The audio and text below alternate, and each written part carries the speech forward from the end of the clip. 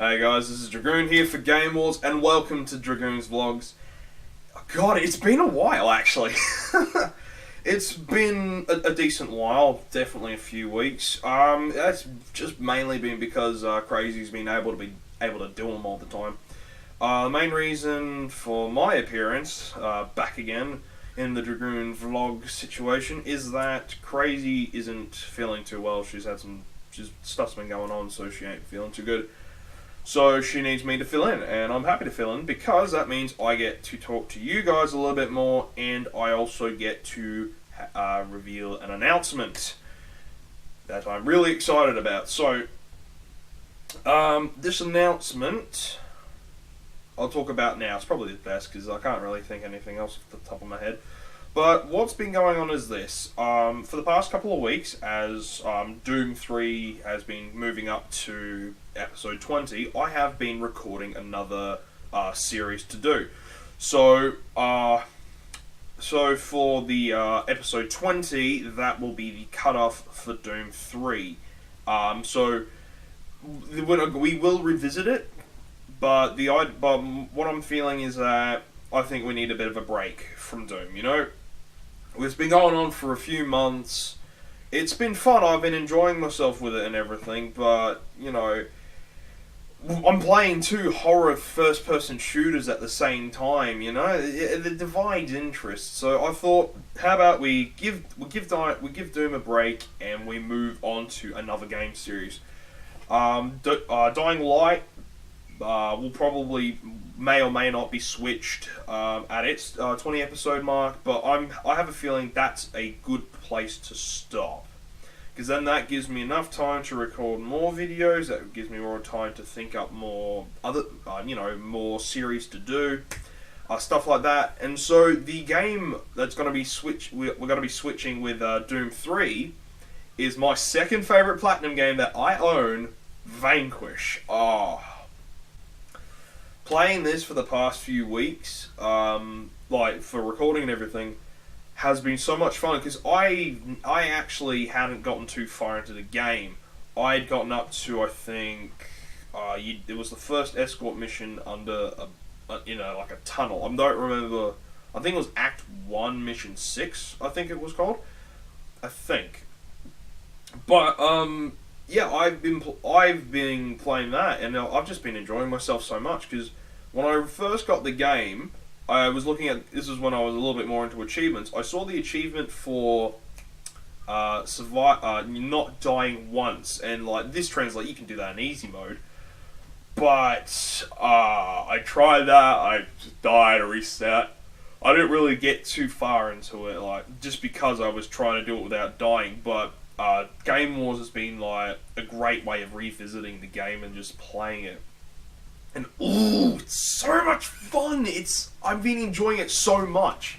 Like just the simple fact that you're just sliding around the place, just going like you'll see it in the video. Like, unfortunately, as with most of these games, the first episode is going to be a little bit lackluster, but that's because we got to get through all the cutscene exposition. The good thing is there is gameplay. There is gameplay in that episode, just a little bit, unfortunately, only a little bit. Main reason for that is that the mission ended. Like I think I spent maybe about 20 minutes on when I first played it, 20 minutes on that first section because I was trying to learn the controls and everything. But but the good thing is, first episode may be a bit lackluster, but from the second episode onward, it's all guns blazing, literally. But, oh god, yeah, it's gonna be fun. What else? Well, I know Crazy has been talking about Avcon a lot. That has really been the mainstay because of that. But, yeah, as she's mentioned in a video before, I get to be a volunteer. I'm working in video games, so if I'm lucky, I'll be the guy standing in front of the 18-year box, seeing a couple of 16-year-olds and just tell them to get fucked. It'd be funny to be like, oh, let me see your ID. This ID is on a cracker. Get out. It'll be fun to do the volunteering in that. Obviously, like, actually, I think this is a good idea. How about I'll tell you about my experience with Avcon. The main reason for that I know you guys are probably sick to death of Avcon, and I, you know, granted, I try and watch Crazy's videos every now and again, but I don't know. They always kind of go along the lines of Avcon. And that's because it's such a big thing, especially in Adelaide. Because the thing is that Avcon is I think still is the largest anime convention in Australia, and that's pretty cool. We may be the largest, but the thing is that, you know, fucking Sydney and Melbourne have got all their bullshit. The fucking yeah, it's something you learn to hate when you live here. Melbourne and Sydney are arseholes.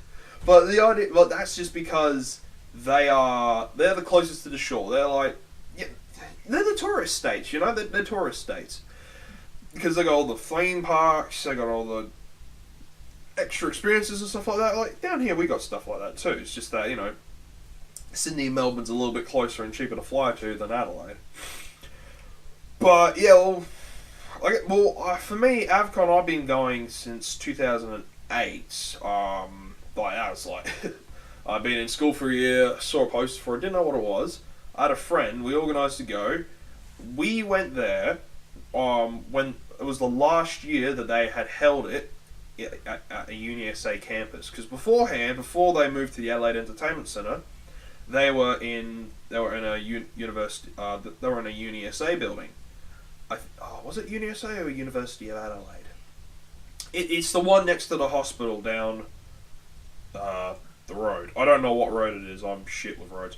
But it was in there, so you kind of run around. They had stalls with a whole bunch of They had a whole bunch of manga sitting up all there. They had games sitting up all on side. Like, it was all in one room. It was a big room.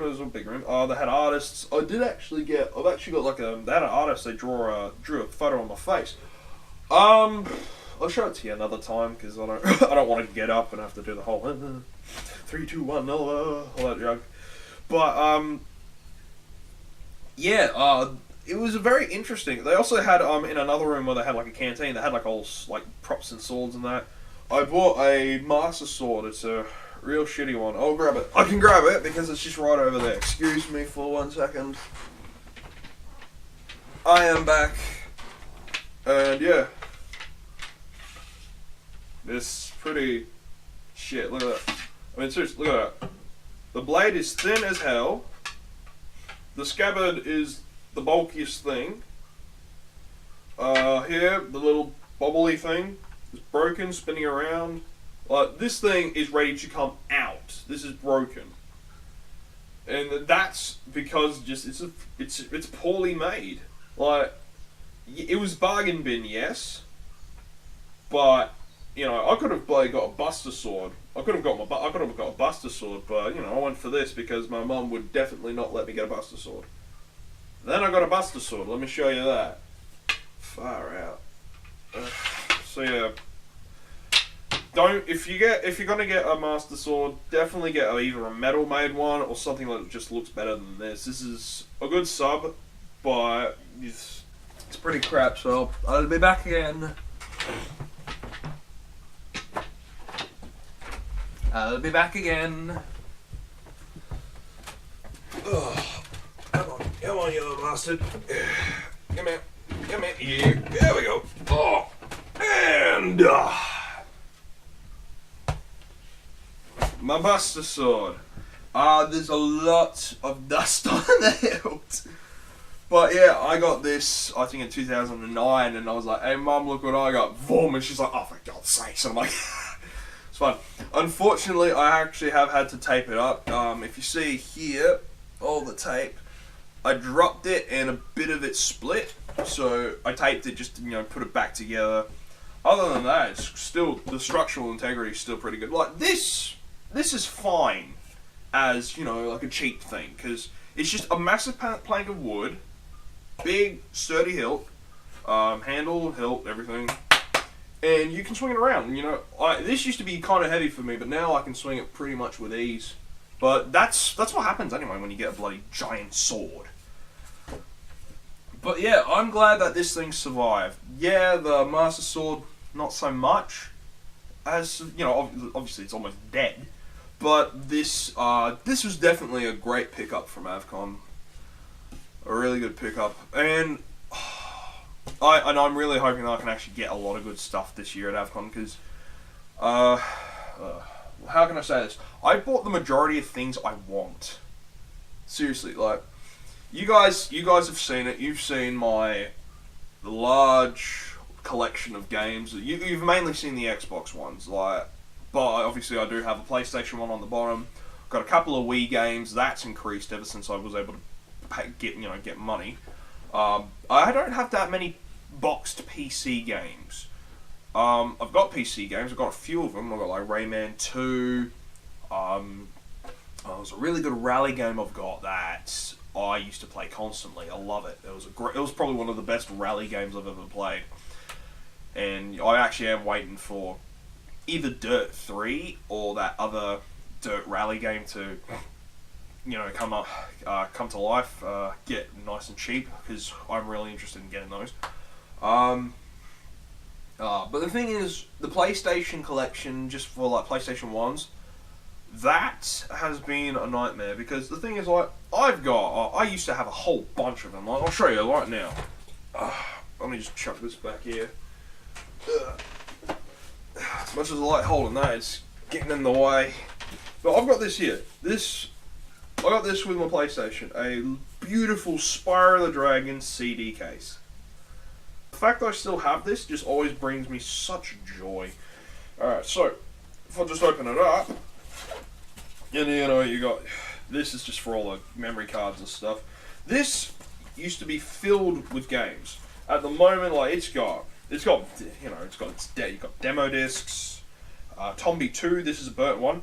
I'm hoping to play this, actually, as a, okay. My stomach just dropped from excitement, and I want to point this to you guys. Would you guys like to see me play Tombi 2? It is, obviously, I'd like to play Tombi 1, I still need to get that, and I'm still trying to work out how to actually burn discs, because I got my old PlayStation, I've talked about it before, but I really want to burn stuff, so I got Tombi 2, Spyro the Dragon. Unfortunately, I lost my original copy, so a friend of mine burnt it for me. What else? Spyro Year of the Dragon, I don't know where the case for that's gone. What else we got? Another demo disc. These are good. The demo discs are good. Actually, with some demo discs, they had save files that you could use for certain games. It was weird. Final Fantasy VII, copied. The first disc didn't work, so the startup didn't work. So the friend who gave it to me, I had to borrow his disc, play it, just so I could get past the opening cinematic, save it, and then it was all good to go.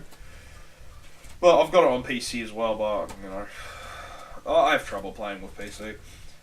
This was the first demo disc I got, the winter release 98. This had the Ghost in the Shell demo. This also had Tombi as well. So I was like, oh, yeah. This was also this came with the PlayStation as well, I think. This one had Spyro 2, a whole bunch of other small games and stuff like that.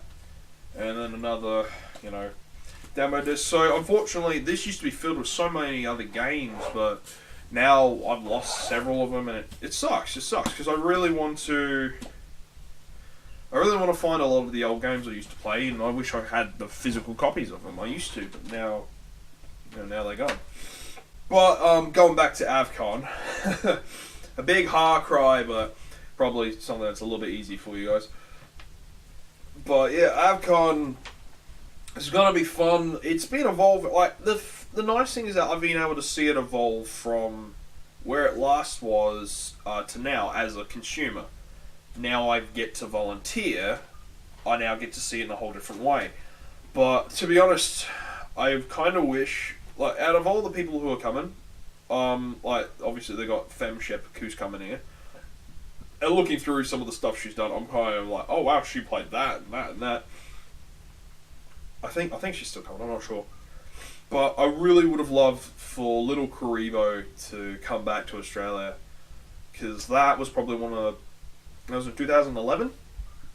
That was the best. That was the best damn Avcon I'd ever been to, because Little Kuriboh, a friend of mine, he put me onto the Yu-Gi-Oh! Bridge movie, and he's like, I like watching it every now and again.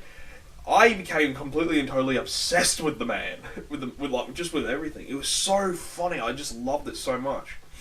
And then like, oh, you can join him on Steam as a group. So I did that, and then there was an announcement saying he's coming to Australia, and I just typed, I fangirl. I just squealed, and my mum's like, what's wrong? I'm like, Little Kuriboh. She's like, who the hell's Little Kuriboh? I'm like, it's okay, it's fine. Like, I was so excited because I looked up to this guy so much. I've got a recording of. I went up to ask him a question about how he actually animated like the mouths and everything like that, because I understood that he got footage and everything. I just didn't know how he made the mouths move, like, because he did a video on that. I've got it saved somewhere on my either on the computer or on my hard drive, and I really did actually want to post that up, because I did the entire. It was on the Saturday. I filmed the entire interview. So the entire panel, and I just with this very same camera, because I've had this camera for ages, and like, you know, it's still pretty good, you know. But I would love for him to come back, but you know. But I'll finish up. I want to finish up now. I've probably been talking for about 20 minutes. I do want to talk about this. Guitar Hero Live is coming out. I am so excited for that. Me and a friend of mine, we started off playing Guitar Hero 3, and oh my god, so much fun. My friend, he like rocks expert in that. I've really only just gone for medium, just because I've struggled to jump up that extra step. But I'm thinking with the new Guitar Hero Live, it's going to be a lot more fun. It's going to be possibly a lot more easy. I mean, there's only 3 buttons on the top and the bottom, so you just go diddle diddle diddle. Actually, I should show you. Let me show you. Just quickly. 1 second. And I'm back. As an example, with this bass guitar, out of the way, strap. In the original Guitar Hero games, it was using these frets as an example. It's not the actual positioning, but this is what I'm trying to explain. It would go 1 button, 2 button, 3 button, 4 button, 5 buttons. All down there. Then you've had a weird bit here with some of the later iterations where you could go, I don't know why. And then, now with Guitar Hero Live, it is the first 3 frets, and then there's buttons on the top and on the bottom. So then you're doing this. So you're doing this. It's gonna be difficult to get used to, because, you know, you're used to doing all this with, used to doing, you know, all this with Guitar Hero, and then the experts chucking their elbow on the fret, and then they're just going doing that kind of crap. But it's gonna be interesting, and I've had a look at some of the songs they've got on. They don't have too bad of a selection. I'm not sure if I like the live action stuff, but that's, you know, that'll remain to be seen. But gameplay wise, I'm hoping for the best. But I should probably cut it there, because, you know, too much gabbing and rambling and rubbish. But yeah, this has been Dragoon for Game Wars. Like, comment, subscribe, and all that other jazz. I'll see you next time. Take care. Bye.